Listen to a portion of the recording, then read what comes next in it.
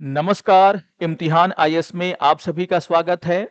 आज के current affairs के स्पेशल सेशन में हम एक बहुत ही इंपॉर्टेंट न्यूज़ पर डिस्कशन करने वाले हैं। जैसा कि आप सभी जानते हैं कि एक दिन पहले कैबिनेट के द्वारा एक डिसीजन लिया गया है, जिसमें सुप्रीम कोर्ट के जो जजेस हैं, उनकी संख्या को बढ़ाने का फैसला लिया गया है।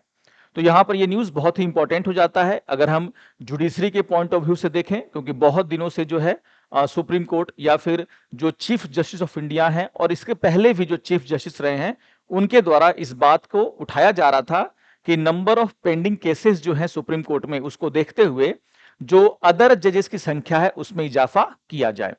तो यहाँ पर ये जो फैसला कैबिनेट के द्वारा लिया गया है कि जजेस की संख्या को बढ़ा करके 38 किया जाएगा।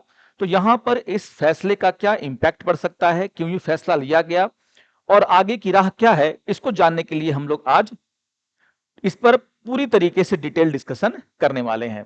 तो शुरू करते हैं आज के इस सेशन को। और एग्जाम पॉइंट ऑफ व्यू से भी आप देखोगे जो जुडिशरी है और खास करके जो सुप्रीम कोर्ट है, उसको लेकर के बार बार क्वेश्चन पूछे जाते रहे हैं, चाहे वो यूपीएससी है चाहे वो बीपीएससी।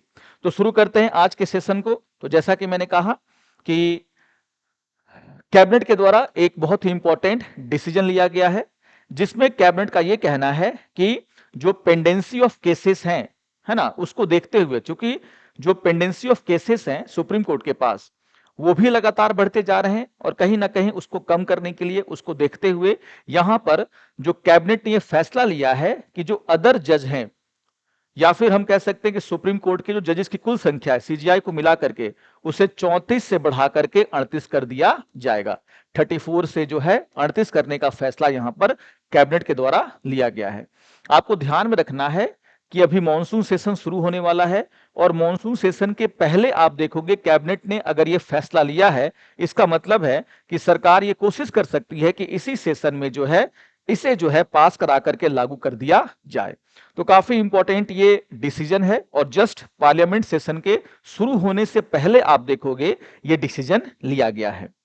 यहां पर आप अगर हम बात करें तो जैसा कि मैंने कहा कि ट्यूसडे को यानी कि 5 मई को ये न्यूज आया कि सुप्रीम कोर्ट के जजेस की संख्या 34 से बढ़ाकर कितनी कर जाएगी, 38 कर दी जाएगी। अब देखिए यहां से बहुत सारे जो है प्रश्न उठते हैं।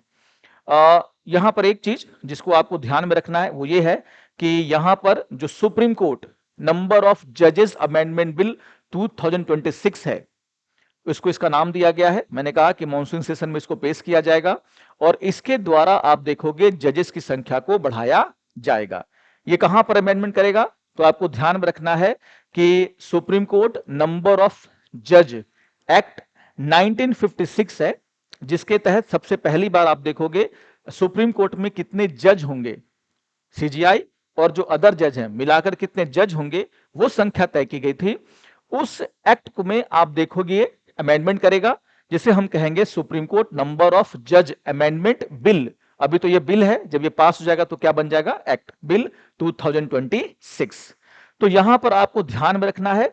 और यहां पर जो नंबर ऑफ जजेस बढ़ेंगे वो कितने बढ़ेंगे, 4। 34 अभी हैं और यहां पर 4 बढ़ा करके इसकी संख्या कर दी जाएगी 38, यानी कि सीजीआई प्लस जो अदर जजेस हैं उनकी संख्या कुल क्या होगी, 38 के बराबर होगी।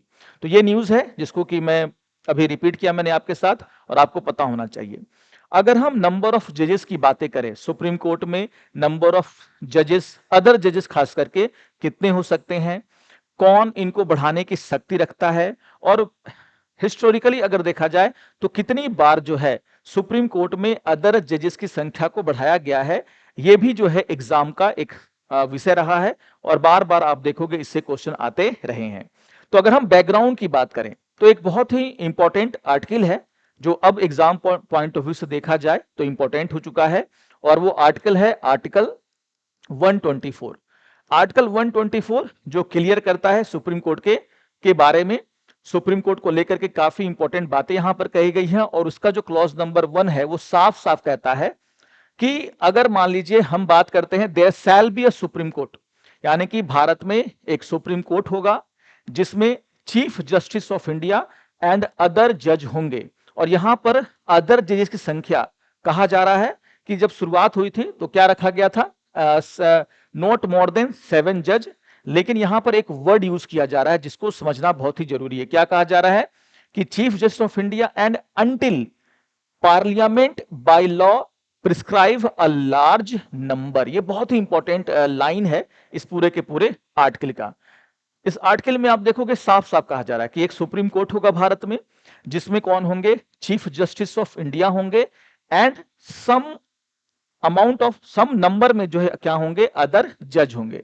लेकिन उन्हीं के बीच में आप देखोगे एक और स्टेटमेंट है, इस स्टेटमेंट का एक भाग है, वो क्या कह रहा है कि until parliament by law prescribe a large number.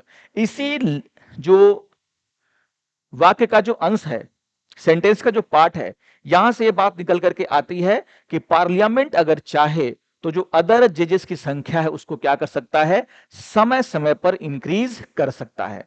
शुरुआत में नो डाउट आप देखोगे कि चीफ जस्टिस ऑफ इंडिया हुआ करते थे प्लस 7 अदर जज हुआ करते थे। लेकिन यहां पर साफ साफ कहा जा रहा है कि जब तक अगर पार्लियामेंट चाहे तो जो अदर जजेस की संख्या है उसको क्या किया जा सकता है, इंक्रीज किया जा सकता है। और अपनी इसी शक्ति का प्रयोग करते हुए जो पार्लियामेंट है, आप देखोगे कि समय समय पर उसने क्या किया है, अमेंडमेंट किए हैं। इस शक्ति का प्रयोग करके जो जज जो अपॉइंटमेंट के लिए एक्ट लाया गया और उसमें समय समय पर क्या किए गए, अमेंडमेंट किए गए, और उस अमेंडमेंट के द्वारा लगातार, है ना, जो अदर जजेस की संख्या है उसको क्या किया गया है, इंक्रीज किया गया है। तो सबसे पहले तो आपको जो अनुच्छेद है, यानी कि जो आर्टिकल 124 है, जो पार्लियामेंट को ये पावर देता है कि वो काम के आधार पर, जैसे यहां पर पेंडेंसी ऑफ केसेस का मामला है, उसी तरीके से जैसे जैसे दिन बीतता गया आजादी के बाद, जैसे सुप्रीम कोर्ट पर भार बढ़ता गया, जैसे जैसे सुप्रीम कोर्ट के पास पेंडिंग केसेस की संख्या बढ़ती गई, पार्लियामेंट ने समय समय पर क्या किया है, जो अदर जजेस की संख्या है उसको इंक्रीज वो समय समय पर करता गया है। और इस बार भी आप देखोगे अपनी उसी शक्ति का प्रयोग करते हुए यहां पर सरकार जो है पार्लियामेंट के माध्यम से क्या करेगी, है ना, अदर जजेस की संख्या को इंक्रीज करेगी। इसलिए मैंने कहा कि ये जो सेंटेंस का जो पार्ट है इसको जो है थोड़ा सा आपको ध्यान से रखना है। तो मैंने कहा कि समय समय पर जो है इस एक्ट में अमेंडमेंट करके जो कि जज के अपॉइंटमेंट के लाया गया था, उसकी संख्या को निर्धारित करने के लाया गया था, उसमें क्या किया गया है, अमेंडमेंट किया गया है। तो आप देखोगे 1956 का जो एक्ट था उसको बनाया गया और उसने जो है फिक्स किया था नंबर ऑफ जजेस, जो है जो शुरुआत में जो है आप देखोगे नंबर ऑफ जजेस कितने फिक्स किए गए थे, एक सीजीआई प्लस क्या है 7 अदर जज। और आगे चल करके आप देखोगे कि यहां पर समय समय पर चेंजेस किए गए हैं और कभी कभी एग्जाम में जो है इन चेंजेस को पूछ लेता है। जैसे आप देखोगे कि क्या कहा जा रहा है कि 1956 का जो एक्ट था जिसमें पहली बार जजेस की संख्या को बढ़ाया गया, एक तो हमारा कॉन्स्टिट्यूशन फिक्स कर रहा है कि नॉट मोर देन 7 जज, यानी कि एक सीजीआई होंगे, है ना, एक सीजीआई होंगे प्लस 7 जो है क्या होंगे, अदर जज। ओजे मतलब क्या है, अदर जज। उस संख्या को जो है आप देखोगे पहली बार जो है बढ़ाया गया 1956 में, और 1956 में जो है आप देखोगे कि जो एक्सक्लूडिंग सीजीआई ये जो अदर जजेस संख्या है उसको 7 से बढ़ाकर क्या कर दिया गया था, 7 से बढ़ाकर क्या कर दिया गया था, 10 कर दिया गया था। यानी कि एक सीजीआई प्लस 10 अदर जज। ठीक है, तो सबसे पहली बार आप देखोगे 1956 में जो है 1956 में जो है आप देखोगे जो यहां पर सबसे पहली बार इंक्रीमेंट किया था अदर जजेस की संख्या में। फिर आप देखोगे इसके अलावा आप ईयर याद रखना कि strength of the supreme court जजेस को जो है एक बार फिर से बढ़ाया गया 1960 में। नाम यहां पर लिखा हुआ है सुप्रीम कोर्ट नंबर ऑफ जज अमेंडमेंट एक्ट। 1960 में आप देखोगे जो अदर जजेस की संख्या है उसको बढ़ा करके कर दिया गया 13। इस बात को आपको ध्यान में रखना, उसको बढ़ा के कितना कर दिया गया, 13। तो पहले 7 फिर 10 फिर कितना किया गया, 13 किया गया। ईयर याद रखिएगा 1960 यहां पर। फिर 13 से बढ़ा करके आप देखोगे कि उसे जो है 1977 में कर दिया गया 17। यानी कि 1977 में एक बार फिर से सुप्रीम कोर्ट नंबर ऑफ जज अमेंडमेंट एक्ट लाया गया और जो जजेस की संख्या जो पहले 7 थी जिसको 10 किया गया, उसको आगे फिर 13 किया गया, उसे बढ़ाकर कर दिया गया 17। एक बार फिर आगे चल करके 1986 में आप देख रहे हो कि यहां पर जो है एक बार फिर इस एक्ट में अमेंडमेंट किया गया और जजेस की जो संख्या, अदर जजेस की जो संख्या है वो 17 से बढ़ाकर कितनी कर गई, 25 कर दी गई। तो ईयर आपको याद रखना है और वो नंबर याद रखना है कि कैसे जो है आप देखोगे सीजीआई तो एक ही रहेगा ना, जो अदर जजेस की संख्या है उसको क्या किया गया है, समय समय पर बढ़ाया गया है। 7 से 10, 10 से 13, 13 से 17, देन आप देखोगे कि जो यहां पर 1986 में इसको बढ़ा के कितना कर दिया गया, 17 to 25। देन आफ्टर आप देखोगे कि एक बार फिर से 2008 लिखा हुआ है, एक बार फिर से अमेंडमेंट लाया गया, 2009 में इसको इंप्लीमेंट किया गया था। 25 से कितना हो गया, ये 30 हो गया। और आखिरी बार आप देखोगे 2019 में जो है सरकार ने अदर जजेस की संख्या को बढ़ाया और वो 30 से बढ़कर कितना हो गया था, 33। यानी कि 33 plus 1 CGI, total number of जजेस अभी जो है सुप्रीम कोर्ट में वो कितने थे, 34 थे। ठीक है, तो मैंने जो आपको ईयर बताया है, पीडीएफ आपके पास होगा, आप पीडीएफ डाउनलोड कर सकते हैं वीडियो से भी। तो वहां पर आप एक बार एक कॉलम बना लीजिएगा कि किस ईयर अदर जजेस की संख्या को कितना बढ़ाया गया है। कई बार आप देखोगे बीपीएससी का एग्जाम होने वाला है अभी 26 जुलाई को, वहां पर कई बार इस क्वेश्चन को पूछा गया है। यूपीएससी के प्री में स्टेटमेंट वाइज क्या है, क्वेश्चन पूछा जा सकता है ना, ये चीजें पार्लियामेंट के पावर को लेकर के। तो थोड़ा सा आपको क्या करना है, इसके नोट्स आपको बनाने होंगे। तो यहां पर मैंने आपको बता दिया है article 124 under bracket 1 first clause, जहां पर पार्लियामेंट को यह पावर दिया गया है कि वो समय समय पर पेंडिंग केसेस को ध्यान में रखते हुए, बर्डन को ध्यान में रखते हुए, सुप्रीम कोर्ट पर जो बर्डन है उसको ध्यान में रखते हुए अदर जजेस की संख्या को क्या कर सकता है, बढ़ा सकता है। तो ये बैकग्राउंड जानना आपके लिए बहुत ही जरूरी था।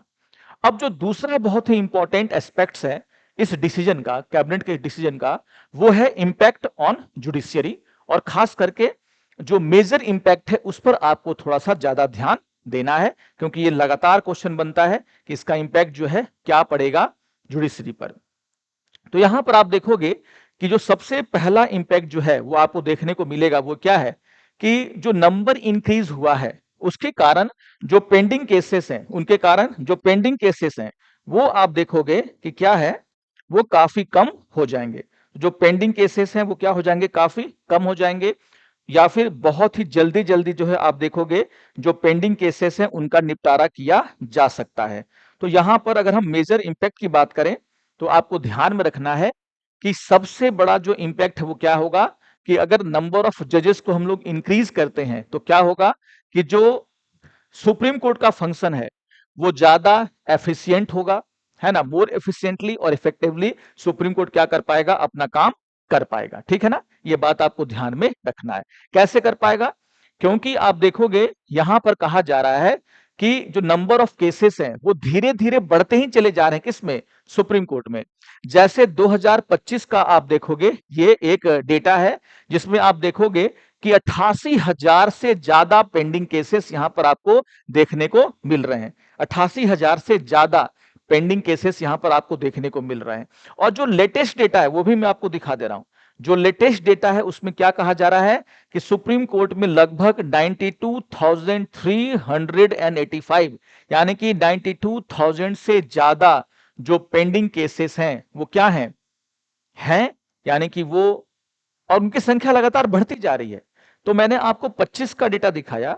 25 में आप देखोगे टाइम्स ऑफ इंडिया और द इंडियन एक्सप्रेस सब में ये न्यूज आया था कि लगातार आप देखोगे कि जो सुप्रीम कोर्ट है उसमें जो पेंडिंग केसेस हैं वो बढ़ते जा रहे हैं, वो 88,000 था। और अभी आप देखोगे 26 आते आते यहां पर जो पेंडिंग केसेस की संख्या है वो क्या है, 92,000 के आसपास पहुंच गई है। वैसे तो ओवरऑल पूरी की पूरी जो जुडिशरी है उसके सामने सबसे बड़ा चैलेंज है वो क्या है, पेंडिंग केसेस की। अगर आप देखोगे कि यहां पर जो डेटा है सितंबर 2025 का, वो क्या कह रहा है कि लगभग 5.34 करोड़ केसेस पेंडिंग है हमारे न्यायालयों में, हमारे अलग अलग न्यायालयों में। उसमें सुप्रीम कोर्ट भी है, उसमें हाई कोर्ट भी है, उसमें क्या है, आपके डिस्ट्रिक्ट कोर्ट भी शामिल है। और अगर हम सिर्फ किसकी बात करें, सुप्रीम कोर्ट की बात करें, तो 25 का डेटा था 88,000 का, जो कि बढ़कर के आप देखोगे 92,000 के आसपास चला गया है। तो लगातार आप देखोगे जो पेंडिंग केसेस हैं वो क्या हो रहे थे, बढ़ते चले जा रहे थे। और कहीं ना कहीं इस चीज ने फोर्स किया है गवर्नमेंट को कि वो नंबर ऑफ अदर जजेस की संख्या को क्या करे, बढ़ाए। कई सारे आप देखोगे कॉन्स्टिट्यूशनल मामले जो हैं सुप्रीम कोर्ट के पास पेंडिंग है, वहां पर आप देखोगे कॉन्स्टिट्यूशनल बेंच बनाई जाती है। तो कहीं ना कहीं अगर आपके पास स्ट्रेंथ होगा ज्यादा, तो आप ज्यादा अच्छे तरीके से एफिशिएंटली काम कर पाओगे। और देखो ये जो नंबर ऑफ केसेस हैं तब हैं जब सुप्रीम कोर्ट ये कह रहा है कि जो समर वेकेशन उनको मिलता था उसमें भी वो क्या करेंगे, आप देखोगे पार्शियल वर्किंग डेज यानी कि कुछ काम वो यहां पर करेंगे, फिर भी आप देखोगे नंबर ऑफ केसेस कम नहीं हो रहे थे। ठीक है, तो यहां पर ये जो सबसे बड़ा इंपैक्ट है ना, वो आपको ध्यान में रखना है।